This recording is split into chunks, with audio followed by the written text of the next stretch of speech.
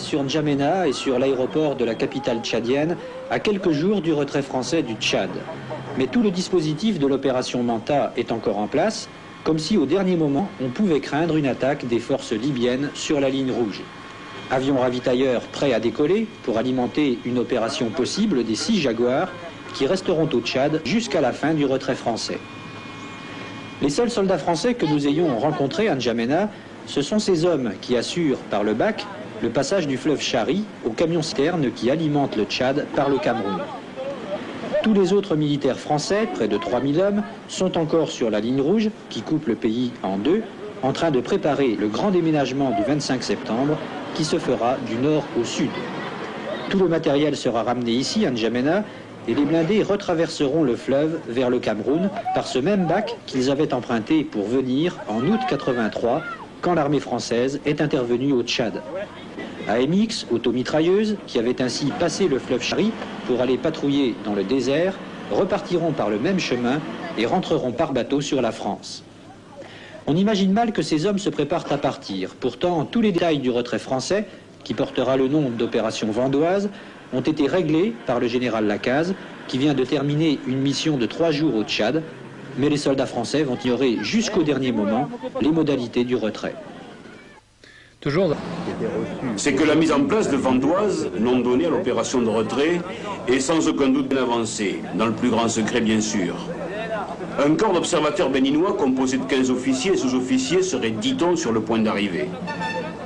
L'évacuation des troupes françaises commencerait dès mardi prochain, vraisemblablement par le dégagement des postes avancés du nord-ouest de la capitale. Les hommes de la 11e division parachutiste qui y sont déployés seraient premiers à décrocher.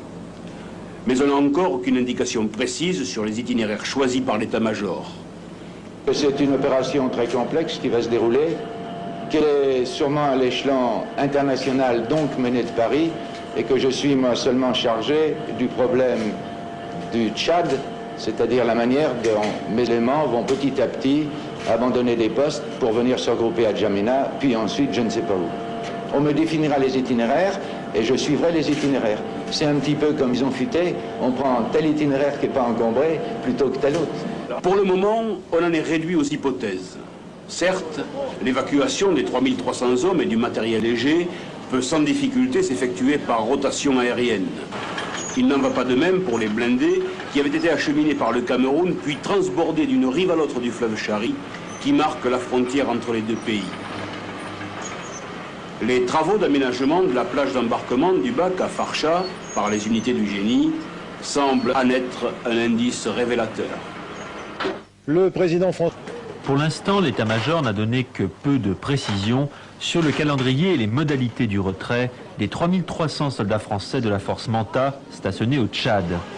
Selon les renseignements obtenus par notre envoyé spécial à N'Djamena, Jean-Claude Perpère, l'évacuation des troupes françaises démarrerait dès mardi prochain, non seulement vers la France, mais aussi vers d'autres bases françaises en Afrique.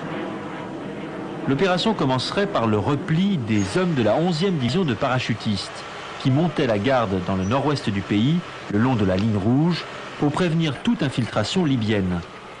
Le seul problème logistique pour l'état-major français, l'évacuation du matériel lourd, comme les blindés. Elle devrait s'effectuer par voie terrestre, via le Cameroun, après franchissement du fleuve frontière, le Chari. Un envoyé spécial. Le déménagement des forces françaises ne commencera que mardi et uniquement sur la ligne rouge. Les positions de Salal et de Biltine seront repliées sur Abéché et Moussoro. Les 800 véhicules militaires, camions, automitrailleuses, etc. regagneront N'Djamena par la piste après 3 jours de trajet. Ce qu'on ignore encore, c'est la quantité de matériel militaire qui sera laissé sur place aux forces gouvernementales, mais cela fait partie d'une clause de l'accord secret signé entre la France et la Libye. Seuls resteront ici les instructeurs qui continueront de travailler dans le cadre des accords de coopération militaire de 1976. Quand on forme des soldats, on n'est jamais sûr du résultat tant qu'ils n'ont pas eu l'effort des balles. Mais il est bien entendu que les résultats que nous ont donné, les satisfactions que nous ont donné l'armée tchadienne, prouvent quand même que ce sont des véritables combattants. Est-ce que vous avez l'impression que vous allez laisser une situation militaire tendue après votre départ? Situation militaire tendue, elle est figée complètement au nord en ce moment, donc il n'y a pas de tension. La tension peut exister à partir du moment, effectivement, où les accords, s'il y a accord, ne sont pas respectés, mais ça, c'est pas mon problème.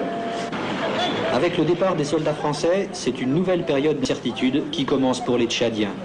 Ils redoutent surtout que la Libye n'ait laissé entre les mains des forces antigouvernementales des armes qui vont provoquer une relance de la guerre civile. Véritable garantie. Pourquoi on ne demanderait pas à l'ONU d'envoyer une mission dans ce cadre pour assurer effectivement que le retrait se fait du côté français comme du côté libyen? Parce que du côté libyen, nous pensons que la ligne ne se retirera pas. Vous croyez qu'elle va laisser des troupes sur place? Je ne crois pas seulement, je suis pratiquement sûr de ce que je dis. Il y a dans les forces qui nous combattent, en plus de l'armée régulière libyenne, essentiellement constituée de Libyens de race, de Libyens blancs, il y a à côté ce qu'on appelle une légion islamique. Et la légion islamique, c'est une armée, c'est un corps à part qui est constitué d'une multitude de nationalités africaines, nigérians, soudanais, autres, béninois. D'ailleurs, les Béninois, ils ont même des éléments sur le terrain dans cette affaire. Cette légion-là, c'est des Africains, donc comme moi, comme tous les Tchadiens. Et nous sommes sûrs et certains que ces éléments demeurent sur le terrain. Sous les tentes de l'hôpital de campagne, dressées au milieu du cantonnement, on accueille aussi combattants et civils tchadiens. C'est que le service médical de Manta, avec son laboratoire d'analyse médicale, sa salle de radiologie et son bloc opératoire, est mieux équipé que l'hôpital de N'Djamena. Ce blessé, nous l'avons reçu au 3e jour après une plaie thoraco-abdominale. Il avait été opéré par un infirmier tchadien dans le sud du pays. Et nous avons été obligés de le reprendre parce que l'intervention primitive n'avait pas été suffisante. Et là, actuellement, il est en état un petit peu critique. Enfin, il semble qu'à partir de la 24e heure, on saura un petit peu plus. C'est une blessure de guerre ou bien... Blessure de guerre. On ne se contente pas de soigner les blessures de guerre. Plus d'une vingtaine de civils tchadiens viennent tous les matins à la consultation. Enfants atteints de rougeole, qui au Tchad fait des ravages dramatiques, hommes et femmes rongés par les parasitoses, assommés de paludisme. La plupart de ces malades civils ont été acheminés jusqu'ici par camion ou hélicoptère à la demande des médecins militaires affectés dans le bled auprès des unités déployées au nord de la capitale. Cette action sanitaire se déroule bien sûr en complément de celle menée par les services médicaux tchadiens et des divers organismes de coopération. Nous travaillons en liaison avec le service changé tchadien et avec ceux de la coopération, puisque la plupart des médecins de la coopération sont actuellement des médecins militaires, sortant des mêmes écoles. Il arrive d'ailleurs que le médecin chirurgien de la coopération vienne opérer chez nous et l'inverse. Et quand nous ne pouvons pas garder les malades suffisamment longtemps faute de place, nous les confions aux camarades de la coopération. Certes, les activités du corps de santé de Manta au service des Tchadiens n'est que ponctuelle. Mais le bilan n'en est pas moins impressionnant.